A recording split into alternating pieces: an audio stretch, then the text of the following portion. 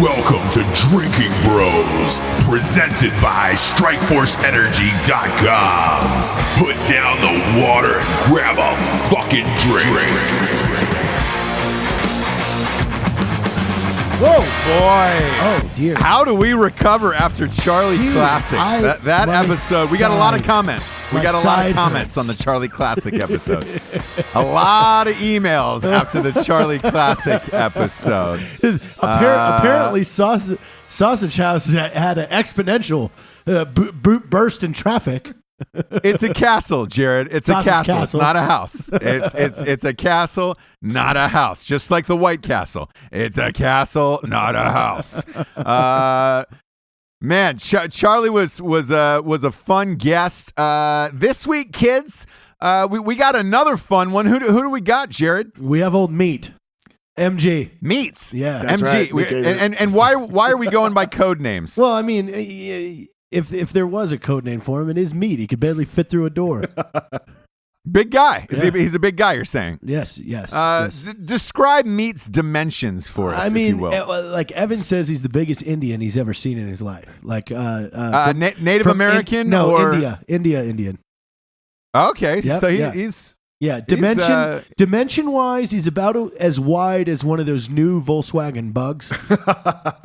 Okay. He's as chiseled as that marble George Michael statue as you enter T-Pain's house. Sure. Yeah, big fan of that. R.I.P. Jorge Michael. R.I.P. Jorge Michael. He has a beard that would make Paul Bunyan cry out of the tip of his dick. Beautiful. I love everything about this man. And he has gorgeous, just dark black eyes that are about as empty as Sarah Silverman's head. Yeah. Okay. Well, I will point out, Jared, he's Indian, so if he didn't have dark eyes, it'd be weird. It'd be real weird. Like if I don't know too many blue-eyed Indians who are just strolling the streets looking for modeling contracts. Looking for blue-eye modeling contracts. I'm an eye model. Yeah. There's not a lot of casting calls for a blue-eyed Indian man out there in the world. Hey, welcome to the show, Meats. Pleasure to have you on the Drinkin Brothers channel. I understand you're a veteran. Is that correct? Yes, sir. It's a pleasure to be here. Awesome. Well, look, if you've listened to the show, you know how this whole shit stink works. We got some sponsors who pay for this motherfucker to be on the air.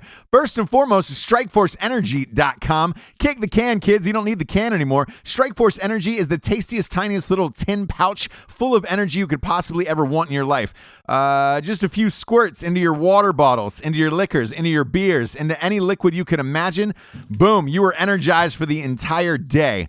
They ship they ship everywhere around the entire world. You can get a box of 10 for $9.99, or you can get a full bottle that squirts out 100 of these motherfuckers. And they also have a subscription of the month.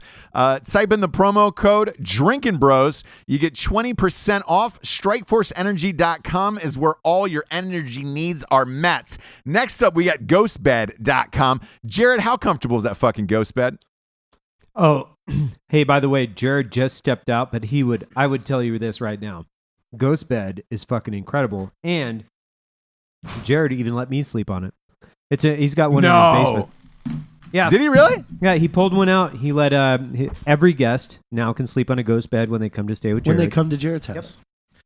Oh, big fan. I'm putting a Strike Force in a Perrier right now. Did you know Strike Force is Navy SEAL owned? I didn't. I heard our special guest might be a Navy SEAL. Is that true? Possibly. Hey, you know what you should do? You should lie your Navy SEAL body down on Jared's ghost bed tonight and snuggle up. It'll be the finest sleep you've ever had in your entire life. Go to ghostbed.com/Drinkin Bros. You get $50 off a bed. Also, this month, they are giving away 5 free beds to any active military, veteran, or anybody in the National Guard. Which is a nice thing, the reserves. So go to ghostbed.com/Drinkin Bros. Their pillows are to die for. Their bed is like a bed of roses. Ghostbed.com/Drinkin Bros. Next up, we got ReadyMan.com. Evan Hafer, take it away.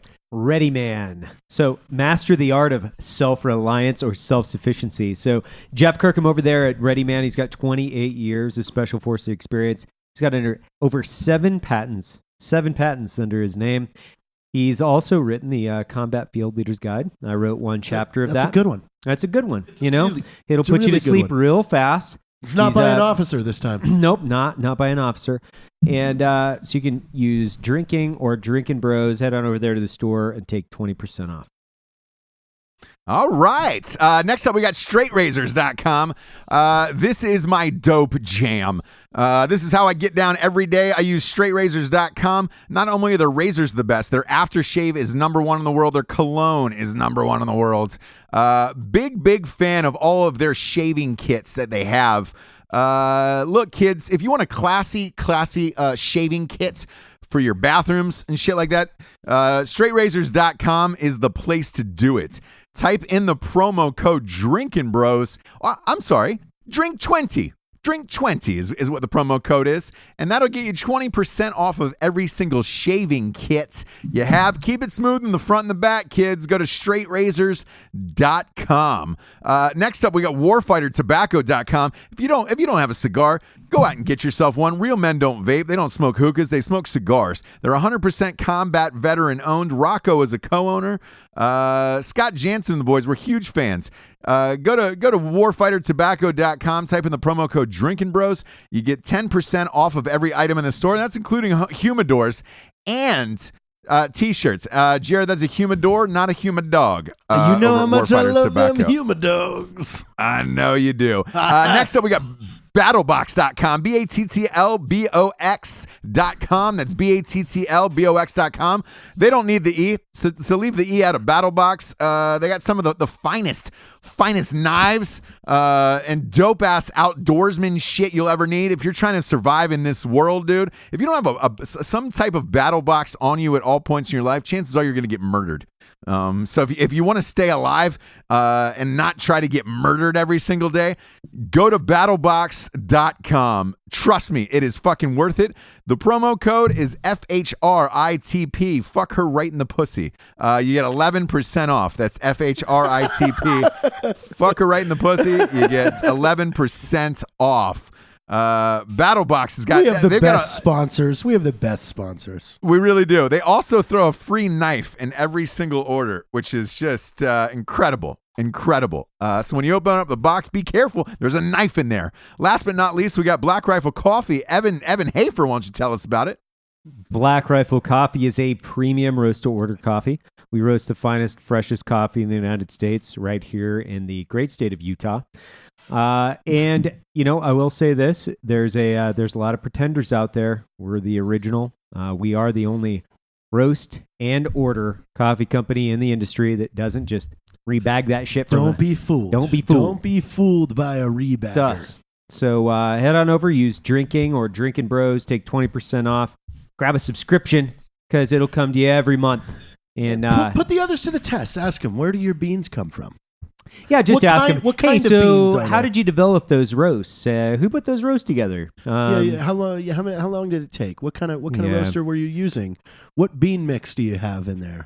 Yeah, well, it's a blend. Yeah, what blend? Yeah. What blend? It's a blend. What do we got for promo code? Drinkin Bros for Drinkin' or 20% Drinkin' off? Bros. Yeah, you can Yes, use sir. Drinkin' or Drinkin' Bros. You can also use Lord Hot Dog. Oh, too. is that back on? Is that back on? Yeah, I went ahead and activated that because we said it on the last episode. So I just in fucked up. case. I fucked up. I got too excited, Evan. I got too excited, and I apologize. No, it's good. for It's that. good. No, we're Lord good. Hot Dog is back. Lord Hot Dog is back for 21% off. Welcome back, Lord 21. Hot Dog. Oh, that's how we gotta. I tried to flex and I hurt my shoulder. Yeah, you did. Yeah, you did. Rub a dog on it and get back in the game. We got a hot show tonight, kids. As you know, there's a man named Milo Yiannopoulos who is in the news. Boy, it seems like he's in the news almost every single hour. Just to catch you up to speed here, there was a riot on campus at UC Berkeley a couple weeks back just because he was speaking. He was about to speak to a college. He hadn't even spoken yet. And a bunch of white kids, hipsters, whose parents are paying $50K a year for them to go to school at this fine university, and it is arguably one of the best universities in the nation, decided that since Milo was pro-Trump, they would go ahead and burn down part of the university, smash up cars, coffee shops, and beat the shit out of any Trump supporters within sight. Therefore, the gig was canceled. Cut to about 4 or 5 days later, Milo is on the Bill Maher show, causing a stir. He was actually great on the show. It was a great one-on-one. The after show got released to the world. Larry Wilmore, the I want to point out Comedy Central host, who got fired from his job after he used to come on right after Trevor Noah on the Daily Show. Trevor Noah, that is, on the Daily Show, told him to go fuck himself live on air. And that came out. That caused a stir. And then 2 days after that, a podcast is unearthed from 2016, where it's got Milo talking about pedophilia. Milo was molested as a youth, and he claimed that he tried to make light of it and say essentially this: I'm a gay man, and as a gay man, if I wasn't molested, maybe I wouldn't be so great at giving blowjobs these days. The comment did not go over well. He was. I mean, he was a victim though too. I mean, at that point, I know. Just like if you're missing a leg, you can make a fucking legless joke, right? You can make a joke about it. Yeah. Man. You can do that. And he didn't make a statement about pedophilia. He made a joke about himself. He did. He did. It's this is a tough one for me. This one's murky waters, simply for the fact of there was also parts of the conversation where he said, if a 13-year-old boy like fucks a gym teacher, he wasn't raped. It's not statutory rape, because let's face it, what 13-year-old doesn't want to fuck their gym teacher? Which it's true, but it's true. Heavily edited. Yeah, heavily edited. Yes. And yes. The 13-year-old comment, he was referring to himself, but they edited it. Yes. And so bring you up to speed, our special guest here, codename Meat, is Milo's bodyguard. Codename Meat. That's your book title. Codename Meat. That's your book title. Yeah, that's Meat good. Bat. Codename Meat. Meat Bat. I like Meat. that. So you are Milo's bodyguard, correct? I run his security. There's so I'm his bodyguard. Yeah. But sometimes there's 4 of us, so. Right. There's 4 of you guys, and so just to catch everyone up to speed, in the last 24 hours, he had a $250,000 advance from Simon & Schuster for a book deal that was canceled. He was supposed to speak at CPAC. That was canceled. Ken Bone is now speaking at CPAC, who is also ironically on the show on Drinkin' Bros. Last but not least, Milo was the senior editor of Breitbart, and he resigned yesterday because of it. You've been in the middle of all of this chaos, Meats. How has this been for you this last 3 weeks or so? It's been fun. It's been especially the last month was pretty exciting. Sucks to see what happened. It sucks to see what happened this week, though. In my opinion, it was another political assassination, just like they did to General Flynn in the White House. So that's that's called the a lot of people are saying that. It's Sal Alinsky tactics from the left. They focus in on one person, just hit until they go down. It's communism. Well, I think if we trace it back to the beginning, I was down in California. When was it, last week? And Tage came over. He's talking to me about, hey, yeah, check this out. This is really what happened on the campus. So tell the story from your perspective and what's really going on. And it's interesting because he showed me a video, and I'll let him kind of discuss what's really going on.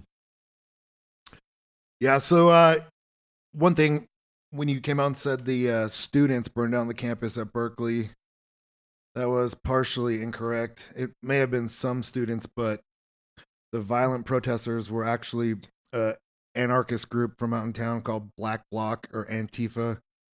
You're kidding. Anti-fascist, no. And they're the same people that showed up at University of Washington in Seattle and UC Davis. Yeah. Same people. They're not students. They're from out in town. They're very well funded by George Soros. I was just gonna say, is this the group that's funded by Soros? Yes, it is. Last year he gave $90 million to these groups, and the week before Berkeley he gave $50,000 to that particular group that was in Berkeley that caused all the chaos. So these are professionals. They're basically domestic. And what's the name of their group again? So we can get this information public, because a lot of people don't know this is going on. All they see is news clips on CNN and shit like that, and they don't really understand that somebody's funding all of these protests. What's the name of that group? Domestic terrorism.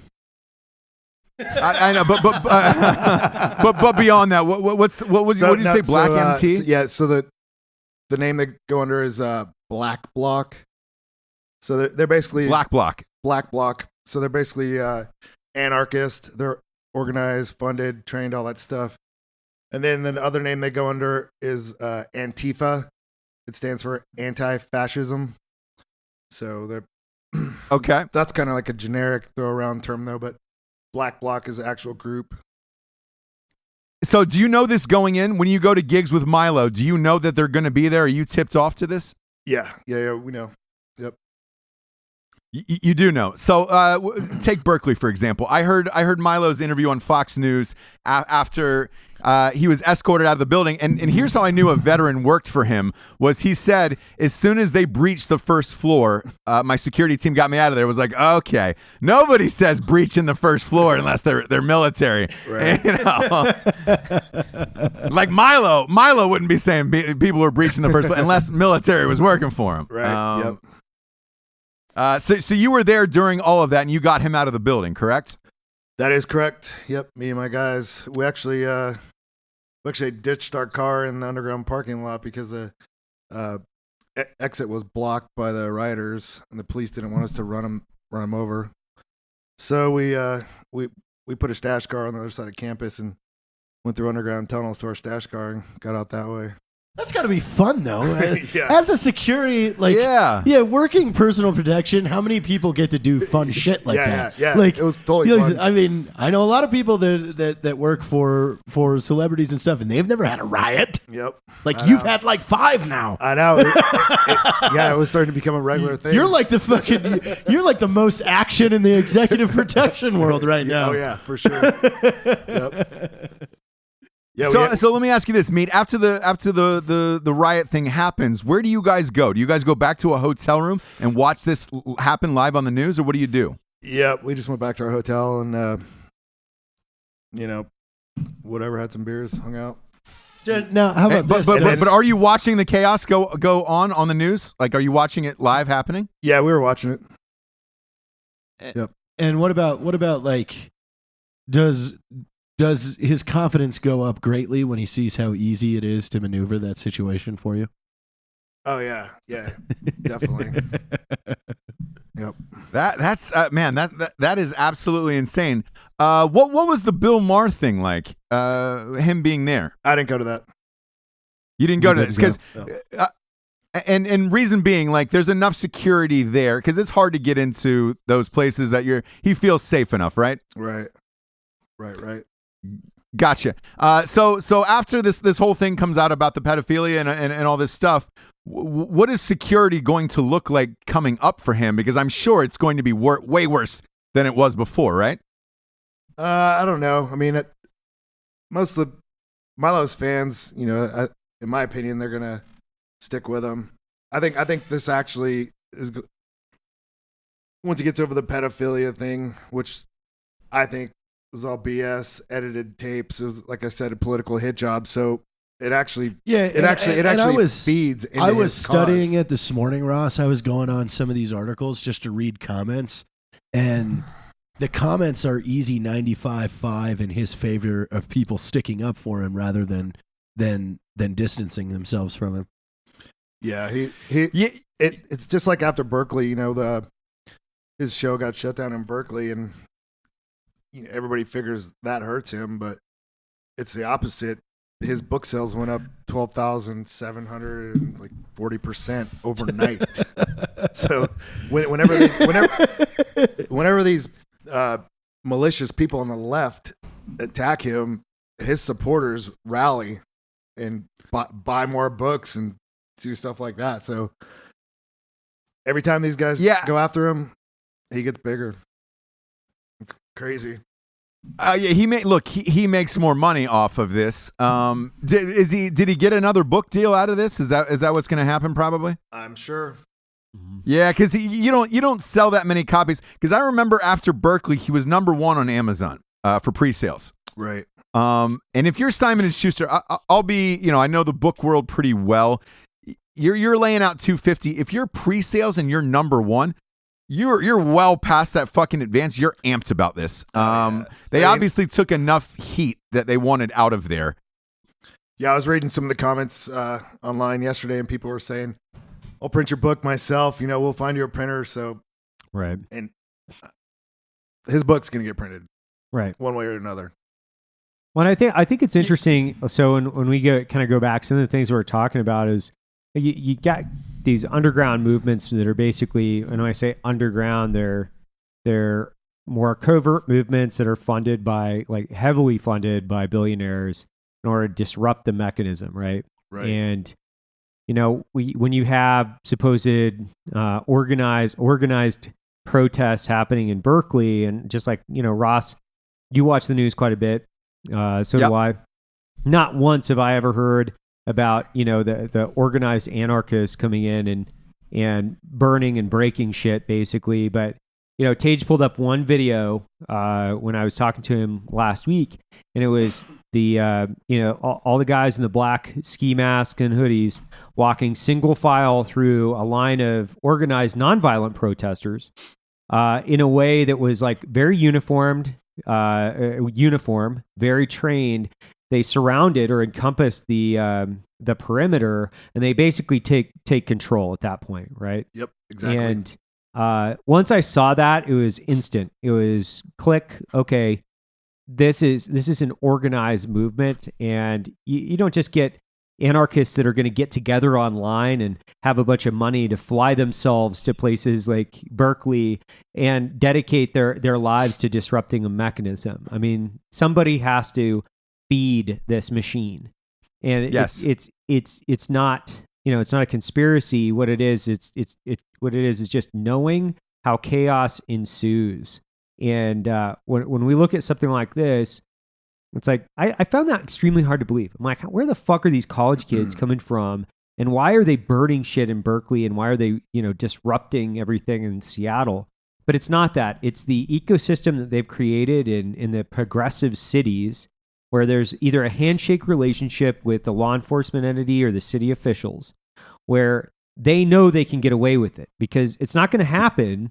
Something like that is not going to happen in, I don't know, let's just say Houston, Texas, right? Nope. Like the cops are going to be able to put the wood shampoo to dudes, and then these guys are ultimately going to get scooped up. And who are they going to see when they pull the hoodie off, right? And the other piece to that is if they're foreigners and that's a protest, that falls under freedom of speech. They really can't be rolled up on domestic terrorism or terrorism charges. They can be basically kicked out of country or deported. That's about it, right? Yep. So yeah, they're definitely organized, and they bust them around from city to city, state to state, and they show up to all these major events. It's like the Black Bloc, Black Lives Matter, the Wall Street protesters, right? They switch names every couple of years. Switch names. It's the same people. They have the same mission, and they're just causing chaos. How do we get somebody in there? We need to do that. Right. Infiltrate. Well, it begs the question, right? It really does beg the question: is if we let the our eyes kind of drift off the ball, and so to speak, with just focusing all on Islamic terrorism, and Absolutely. then specifically not taking a look at what's happening with our domestic protests. And really, I think it begs a question like why aren't we paying attention to this? The next question that I have to ask is, why is it that we can talk about this and we understand it, but CNN, ABC, Fox, I haven't heard one thing about this. Like not one thing in the media. Only Breitbart. They're the only ones that Right. have talked about it that I've heard publicly. Yeah, these, just like you said, they're organized like a military unit. One of the Breitbart journalists taught us some stuff about it. He actually used to be a protester back in the day, Right. a domestic terrorist, and now he's a journalist. But he these guys are very organized in not just in the organization, but when they basically attack somewhere, under the guise of being rioters or protesters, not rioters. So they show up. They have groups that go in and they just do regular protesting. Then they have others that make a diversion, and then there's people that carry weapons. And Right. While the people are making a diversion, the guys with the weapons, they'll throw them or assault somebody, and then they back away. So they're very organized and they're very effective at what they do. And the local police, they seem to turn a blind eye to this. And on the campuses, the professors who are heavily radicalized, left wing, almost communists, Right. they have actually ordered a lot of these campus police to stand down, no arrest policy, hands off, and they treat these anarchists that come on campus as if they were students.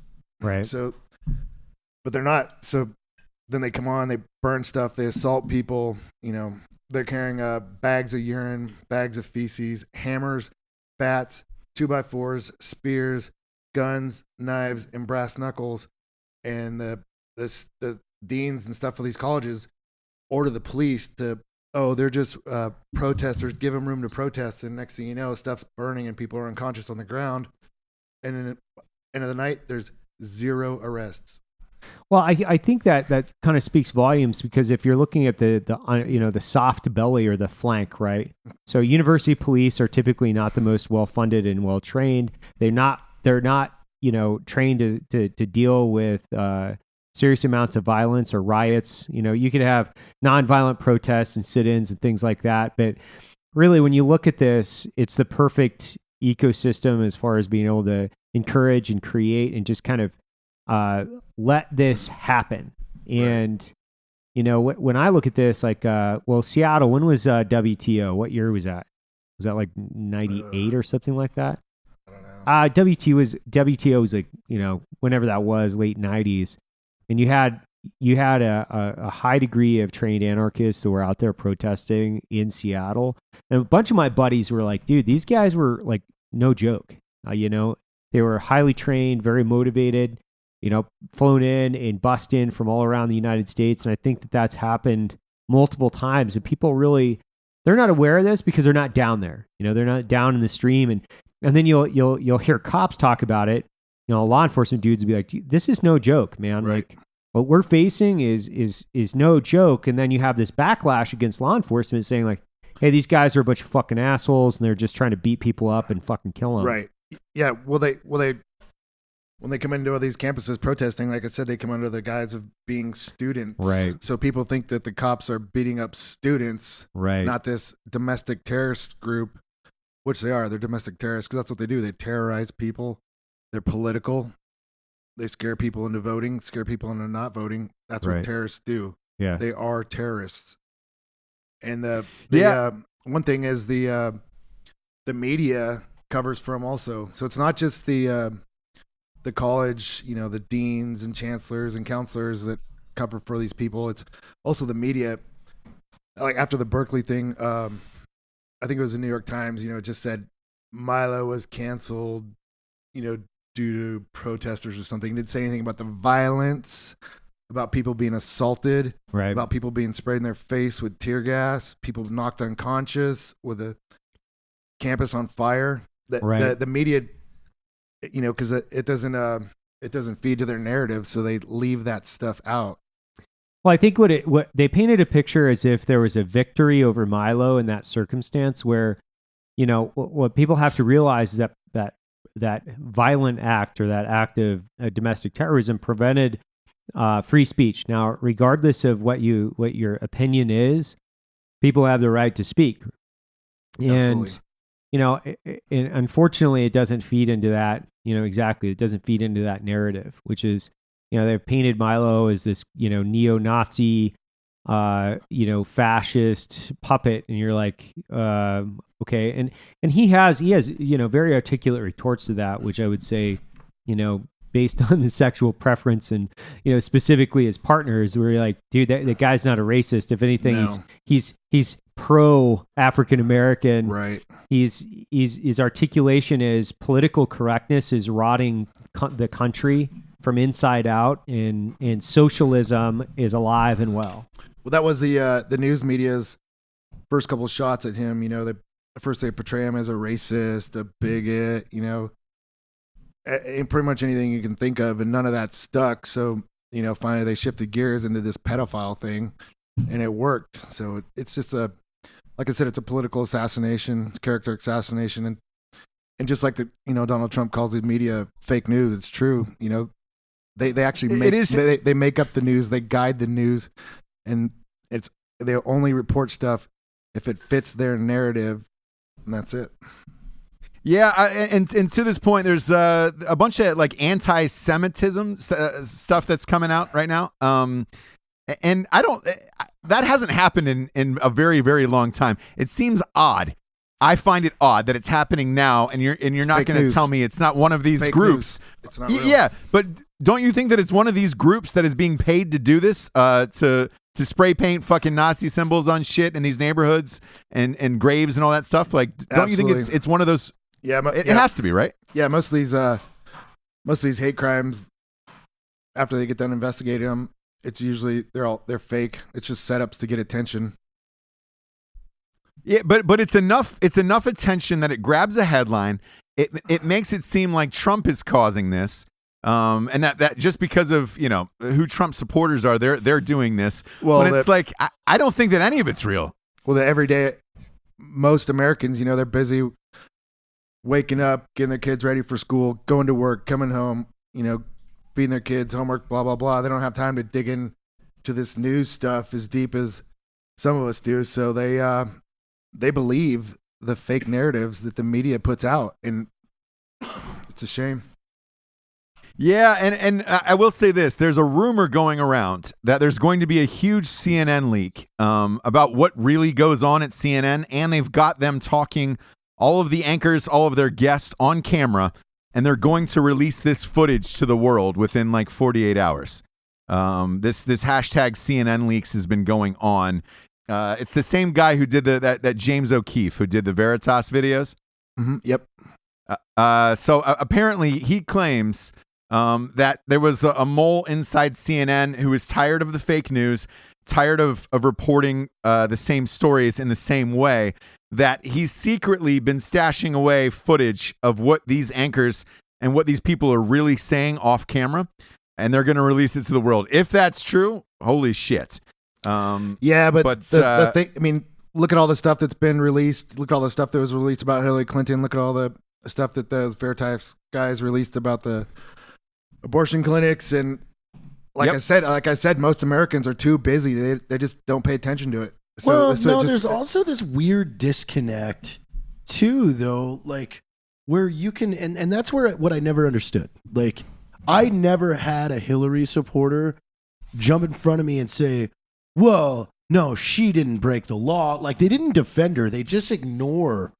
It's like they just ignore it. It's like, it's no, that can't be. We're just going to, we got blind. We're going to pretend that didn't happen. Right. So it's like, that's the attitude that the left takes, is just, no, I didn't see that. I didn't, that can't be true. Like, yeah, they like to pick the lesser of two evils rather than go with the good guy. Yeah, I think it's. What do you think's going to eventually happen with this? Do you think that anything big in the future is going to happen, like an assassination attempt or something like that, to really wake up the world to what's going on with this shit? What do you think is the world is already waking up? Look, we've got Trump in office. England did their the Brexit. France, Le Pen. You know, if she gets elected, the world. I think she will. By the way, is waking up. I think the world is sick and tired of George Soros and Barack Obama and their bullshit. Yeah, no, I absolutely 100% believe it. But my question is this: do you think Soros will fund something so radical, like that something crazy will happen? As far as I do. I think assassinating a political leader, because I that's what I think is next. It's possible. I mean, it's happened. Have you heard of any threats like within the security you work with and things like that? Because I'm sure Milo gets. How many death threats does Milo get? Probably too many to count. Really? Yeah. Yep. Which seems crazy. Tage brought this up a couple times, which is like he's nobody really. Like exactly. He doesn't. He's not a policymaker, right? He's not a lawmaker. He has nothing to do with our government or policy. He is a foreigner from England who's outspoken about his opinion. That's it. And these people on the left are so scared of him and his opinion. George Soros is worth $25.2 billion. Yes, he is. And ironically, his biggest financial holding that he just switched to was Goldman Sachs. So as soon as Trump gets elected, he switches most of his money into Goldman Sachs, which he claims, and the leftists claim that Trump's only going to help the banks, but yet you're investing in it, motherfucker. So are you just trying to get richer and push your political agenda at the same time? Because that's what it seems to me that George Soros is trying to do. They just want it. They want a one world government to control everybody, take all their money, and they want to cause mass chaos. They want to turn everybody against each other, and then they can put in martial law and control everybody. It's all about control. But you can't live in a one world government with this many religions. Is my whole thing. Like, so I don't know what they think is going to happen. Well, I mean, unless you force everybody in the same religion. I don't think that's the case. It's actually economic control. So control can look several different ways, and you're right. It's economics. It's not like being able to manipulate a specific federal law enforcement entity, and that's what's so scary about the forfeiture of individual rights that contributes to the forfeiture of states' rights, which contributes to the forfeiture of fucking rights of the entire nation, is extremely dangerous when you start believing a specific narrative without it affecting you directly. You buy into this the liberal. I shouldn't even say liberal, because it happens both on the conservative and the progressive or liberal or socialist side, where it's like you have to forfeit your freedom in order to provide sanctuary or safety to you and your family. It's bullshit. It's a fucking bullshit line. And what they want you to do is they want you to buy into this idea that, you know what, you need to cough up 60% of your income because we're protecting you. All it is it's just a redistribution of wealth, ultimately from the working class to, and when I say this, like what it is it's just a redistribution of wealth from a working class into a lower economic base or a foreign economic base, which will redistribute the voting population. So then now when you want to do the largest redistribution of wealth in history, for instance, from the taxpayer to the banking industry, which happened under our watch in the last fucking several years, it's easy because you know what? We've got bigger fish to fry, right? So it's like Islamic terrorism is out there. Well, what I always tell people is like, man, does the Taliban have the ability to mount on their fucking horses and ride over here and take over the United States? No, they don't. They can't affect the United States sovereignty, and they can't even come close to affecting whether or not we can export goods internationally. What they can do is they can cause and the Taliban wasn't responsible for 9/11, right? The instability in Afghanistan and Central Asia encouraged the ecosystem that allowed the opportunity for 9/11. So when I say that, what people have been doing for the last 16 years is deploying a force, and I'm going to go on a soapbox, is deploying a force in order to occupy a nation to spend fucking money. Because I'll tell you this from my firsthand experience, and Tage, and I think he'll back me up on this. It's fairly, I find it extremely irrational and a little bit irritating to think that we can overthrow that fucking country in less than 150 days with 200 dudes and a bunch of fucking bombs, but yet it takes an army to occupy it for 16 fucking years. And all that is now you're just redistributing wealth. Because an army occupying another country without jeopardizing our sovereignty, what that is, that's an exercise in economics, folks. That's all it is. Because when you got a fucking motorcycle gang tromping around Central Asia with several thousand pounds of bombs on command, you can make a lot of shit happen. And I'll tell you another thing. When you stomp into the backyard of a person that has the rough education level of a kindergartner, it's fairly easy too. So, right? Yeah. So, but what it is it's a displacement. So, it allows the middle class to continue to cough up fucking, their hard-earned, gold. Not only that, but their blood. And we just continue to buy into it. It's about all I can say. I fucking hate ranting like this, but fuck, man. People love your rants, though, Evan. People love them. Everything is backwards. We get emails about them all the time.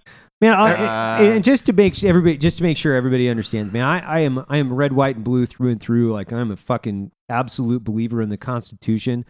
That is threaded into my DNA. But the guys that are making the decisions and the calls, they've lost their way. They've lost their way, and I'll tell you what, I would love to let the fucking Potomac run red one of these days. Happy President's Day from Evan Hafer. Happy fucking President's Day. Rather than enforce our borders, which our president wants to do. If we enforce our borders and we keep the bad guys overseas, we don't need mass surveillance, cops with machine guns in every corner, which basically it's coming to. But instead, they say, let's open the borders and then let's have mass surveillance and then let's take away everybody's freedoms and liberties and put military-trained police everywhere. That's not a free country. No, that's not a country I want to live in. Close the borders and get the terrorists out. Good. Yeah, I'm on board with that plan. That's a fucking cool. I like that redistribution model. I like that. At the beginning of the war, they told us, we need to keep the fight overseas. We need to take the fight to the enemy, and that's what we did. But now they let them come in here. Look what happened to Europe. The Islamic world effectively invaded Europe. Europe has fallen. Right. Europe is now an extension of Arabia. They did a soft invasion. It was 90% men, fighting age males. There's no women, no babies. If there were, they were very few. It was a soft invasion. It was an invasion by an ununiformed army. It's called unconventional warfare, and Europe just let it happen. Yeah, and they continue to let it happen. Merkel's still letting them in over there. Yeah, still letting them in. Open up the gates. Yep. And call me a xenophobe, man. I'll call me a xenophobe. I don't give a shit. But because if you're not waving the Islamic flag and saying I love Islam, I've spent my adult life living in Central Asia, Middle Eastern countries, living in Islamic countries, and I'll be the first cat to tell you, I'm not a fan. Does that make me a racist? No. Just like this, I don't want a Satanist living next door to me either, right? I don't really want to listen to the goats squeal at night. I'm not a fucking fan, man. So if that makes me a bad guy, well, fuck it. I'm a bad guy. But, for me, America, the separation of church and state, or whether it's the mosque, the church, whatever it might be, that absolutely has to fucking stand. It has to stand alone. And when you start saying you have to accept people because of their religion. I don't know. I would say that the Mormon, because the Mormon religion is a great example of that. We live here in the state of Utah. Every other you can go around the United States with a Broadway show just bagging the fuck out of the Mormon religion as much as you want, calling them fucking no one's getting bombed. Looney Tune, fucking, you can say that you don't like the Mormon religion all day long. It doesn't matter. The second you say I don't like Islam, you're a racist. Xenophobia. Yeah, you're Exactly. a xenophobe. And it's like, dude, I don't like it. I don't like I don't even like the call to prayer. It's not beautiful. It wakes me the fuck up. I hate it. Yeah. 5 times a day, I'm not into it. So anyway, I hijacked this thing again. I got the Drinkin' Bro of the Week, Ross. Boom. Boom. Go ahead. Who do we got? This week it comes from Brandon Johnson. He would like to nominate Sergeant Tyrone Alwyn of 124 Deuce 4 Infantry out of Fort Wainwright, Alaska. Tyrone was a school teacher turned Marine turned Army grunt. The guy absolutely defined selfless service and lived to teach and serve others. He was an extreme wealth of knowledge and would talk to anyone for hours on just about any subject matter. Sergeant Alwyn suffered a brain aneurysm and passed away on February 21st, 2015. He left behind a wife and 6 sons.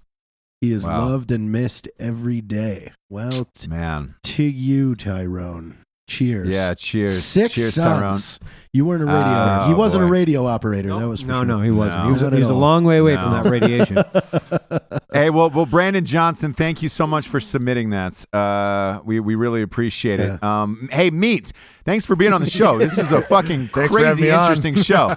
Yeah, crazy Good interesting times. show. And we'll have to on another show. You'll have to tell us how you got your nickname. For Mr. Evan Hafer, don't call him a xenophobe. Jared Taylor and Ross Patterson and Neat. We are out of here. Good night, everyone.